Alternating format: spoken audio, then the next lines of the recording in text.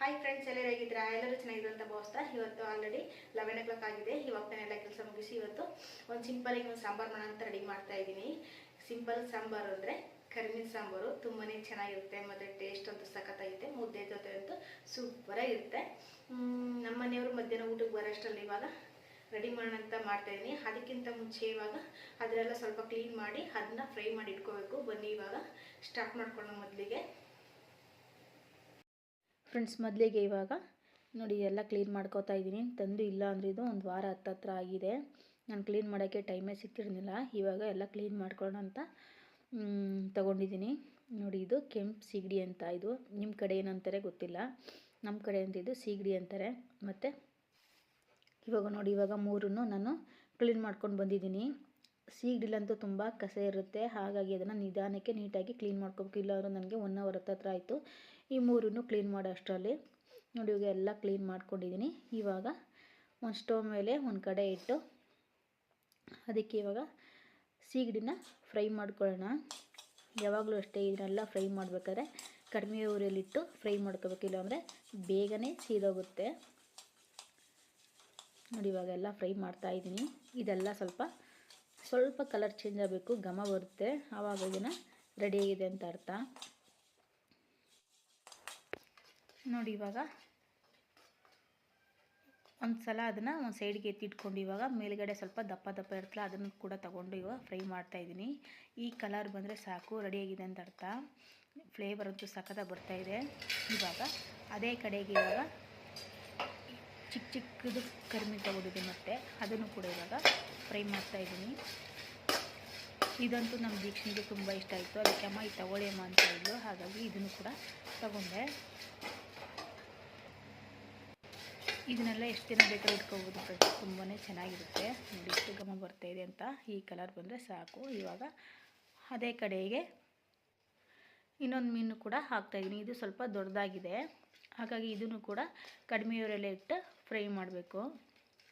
ಎಲ್ಲ ಸ್ವಲ್ಪ colour change ಆಗಿ ಘಮ ಬರಬೇಕು, ಅಲ್ಲಿ ತನಕ ಫ್ರೈ ಮಾಡ್ತಿರೋಣ. ಇಲ್ಲಾಂದರೆ ಸ್ವಲ್ಪ ಹಸಿ ಸ್ಮೆಲ್ ಇದ್ದರೆ ಚೆನ್ನಾಗಿರಲ್ಲ. ಸಾಂಬಾರು ಅಷ್ಟೇ ಸ್ವಲ್ಪ ಸ್ಮೆಲ್ ಬರುತ್ತೆ, ಹಾಗಾಗಿ ಈ ಥರ ನಿಧಾನಕ್ಕೆ ಫ್ರೈ ಮಾಡೋದ್ರಿಂದ ತುಂಬಾ ಚೆನ್ನಾಗಿ ಬರುತ್ತೆ. ಟೇಸ್ಟ್ ಅಂತೂ ಸಖತ್ತಾಗಿರುತ್ತೆ. ನೋಡಿ, ಇವಾಗ ಫ್ರೈ ಮಾಡ್ತಾ ಇದ್ದೀನಿ. ನಾವು ಎಷ್ಟು ಚೆನ್ನಾಗಿ ನಿಧಾನಕ್ಕೆ ಫ್ರೈ ಮಾಡ್ತೀವಿ ಅಷ್ಟು ಮೀನು ಫ್ರೈ ಆಗುತ್ತೆ, ಹಾಗಾಗಿ ಸಾಂಬಾರು ಕೂಡ ಟೇಸ್ಟ್ ಬರುತ್ತೆ. ನೋಡಿ, ಇವಾಗ ಎಲ್ಲನೂ ಫ್ರೈ ಮಾಡಿ ಇಟ್ಕೊಂಡೆ ಒಂದು ಸೈಡ್ಗೆ. ಇದನ್ನು ಎಷ್ಟು ದಿನ ಬೇಕಾದ್ರೂ ಇಟ್ಕೋಬೋದು. ಇವಾಗ ಒಂದು ಸ್ಟವ್ ಮೇಲೆ ಒಂದು ಪಾತ್ರೆ ಇಟ್ಟು ಅದಕ್ಕೆ 1 2 3 ಟೇಬಲ್ ಸ್ಪೂನ್ ನಾನು ಎಣ್ಣೆ ಹಾಕ್ತಾಯಿದ್ದೀನಿ. ಎಣ್ಣೆ ಕಾದ ನಂತರ ಇವಾಗ 1 ಗೆಡ್ಡೆ ಬೆಳ್ಳುಳ್ಳಿನ ನಾನು ಸಿಪ್ಪೆ ತೆಗೆದಿಲ್ಲ, ಅದನ್ನು ಹಾಗೆ ಜಜ್ಜಿ ಹಾಕ್ತಾಯಿದ್ದೀನಿ. ಮತ್ತು ಒಂದು ಮೀಡಿಯಮ್ ಸೈಜ್ ಈರುಳ್ಳಿ. ಇವಾಗ ಇಷ್ಟನ್ನು ಸ್ವಲ್ಪ 1 ನಿಮಿಷ ಎಣ್ಣೆಯಲ್ಲಿ ಫ್ರೈ ಮಾಡೋಣ. ಈರುಳ್ಳಿ ಸ್ವಲ್ಪ ಕಲರ್ ಚೇಂಜ್ ಆದರೆ ಸಾಕು. ನೋಡಿ, ಇವಾಗ ಫ್ರೈ ಮಾಡ್ತಾಯಿದ್ದೀನಿ. ಇದಕ್ಕೆ ಇವಾಗ ಕಟ್ ಮಾಡಿ ಇಟ್ಕೊಂಡಿರುವಂಥ ಬದನೆಕಾಯಿ ಕೂಡ ಹಾಕ್ತಾಯಿದ್ದೀನಿ. ಬದನೆಕಾಯಿನ ನಾನು ಒಂದು ಮೀಡಿಯಮ್ ಸೈಜ್ ನಾನು 3 ಬದನೆಕಾಯಿ ತೊಗೊಂಡಿದ್ದೀನಿ ಅಷ್ಟೇ. ಇವಾಗ ಇದಕ್ಕೆ ಹಾಕೋಣ. ಬದನೆಕಾಯಿ ತುಂಬ ಎಲ್ಸಾಗಿ ತುಂಬಾ ಚೆನ್ನಾಗಿತ್ತು, ಫ್ರೆಶ್ ಆಗಿತ್ತು. ಇವಾಗ ಅದನ್ನು ಕೂಡ ಹಾಕಿ ಇದಕ್ಕೆ 2 ಟೊಮೊಟೊನ ನಾನು ಸಣ್ಣದಾಗಿ ಹಚ್ಚಿ ಇದಕ್ಕೆ ಸೇರಿಸೋಣ. ನಾನು ಯಾವುದೇ ರೀತಿ ಕಾಯಿ ಆಗಲಿ ಮಸಾಲೆಯಲ್ಲಿ ಯಾವುದೂ ಆ್ಯಡ್ ಮಾಡಲ್ಲ, ಇಷ್ಟೇ ಮಸಾಲೆ ಹಾಕೋದು. ನೋಡಿ, ಇವಾಗ 2 ಟೊಮೊಟೊನು ಕೂಡ ಹಾಕ್ತಾಯಿದ್ದೀನಿ. ಇವಾಗ ಒಂದು ಸಲ ಬದನೆಕಾಯಿ ಜೊತೆ ಮಿಕ್ಸ್ ಮಾಡಿ ಇದಕ್ಕೆ ಇವಾಗ 1/4 ಟೇಬಲ್ ಸ್ಪೂನು ಅರಿಶಿನ ಹಾಕೋಣ. ಯಾಕೆಂದರೆ ಮೀನು ಸಾಂಬಾರು ಮಾಡೋದ್ರಿಂದ ನಾನು ಅರಿಶಿನ ಹಾಕ್ತಾ ಇರೋದು, ಅಡಿಗೆ ಅರಿಶಿನ. ನೀವೊಂದ್ಸಲ ಟ್ರೈ ಮಾಡಿ, ಈ ಥರ ತುಂಬಾ ಚೆನ್ನಾಗಿ ಬರುತ್ತೆ ಮಾತ್ರ. ಇವಾಗ ಒಂದು ಸಲ ಮಿಕ್ಸ್ ಮಾಡಿ ಮತ್ತು ಇದಕ್ಕೆ ಸ್ವಲ್ಪ ನೀರನ್ನ ಹಾಕೋಣ. ಇವಾಗ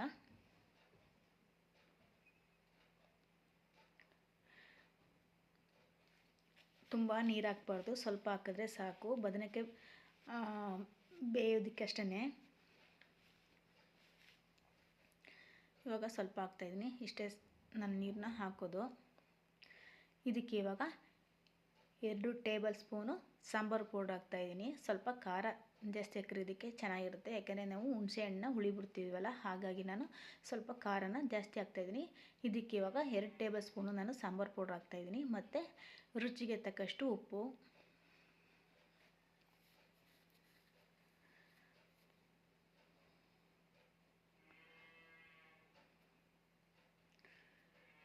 ಒಂದು ಸಲ ಮಿಕ್ಸ್ ಮಾಡಿ ಇದನ್ನು ಇವಾಗ ಒಂದು 5 ನಿಮಿಷ ಮುಚ್ಚಿ ಇಡೋಣ. 1-2 ಕುದಿ ಬಂದರೆ ಸಾಕು. ನೋಡಿ ಇವಾಗ ರೆಡಿಯಾಗಿದೆ.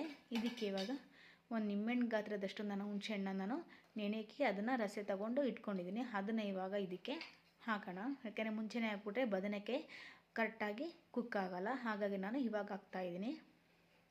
ನೋಡಿ ಇವಾಗ ಒಂದು ಸಲ ಮಿಕ್ಸ್ ಮಾಡಿ ಇನ್ನೊಂದು 10 ನಿಮಿಷ ಚೆನ್ನಾಗಿ ಕುದಿಸ್ರೆ ಸಾಕು. ನೋಡಿ ಇವಾಗ 5 ನಿಮಿಷ ಆಗಿದೆ, ಕುದಿ ಬರ್ತಾ ಇದೆ.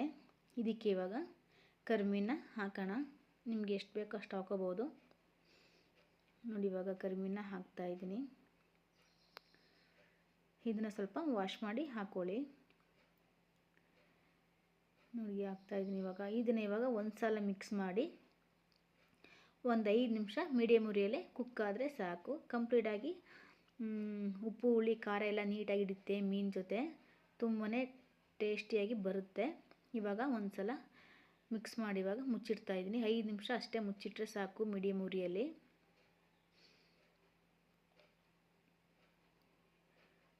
ಯಾವಾಗಲೂ ಅಷ್ಟೇ ಮೀನು ಸಾಂಬಾರಿಗೆ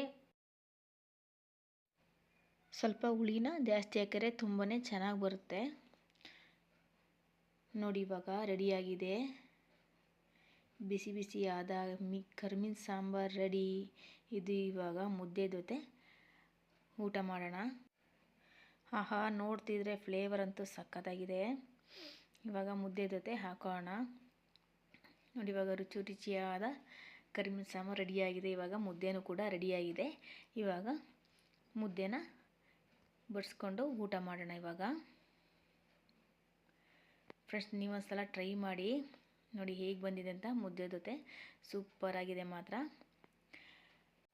ಈ ಥರ ಮಾಡೋದ್ರಿಂದ ಯಾರು ಫಿಶ್ನ ಇಷ್ಟಪಡಲ್ಲ ಅಂಥವ್ರು ಕೂಡ ಇಷ್ಟಪಟ್ಟು ತಿಂತಾರೆ.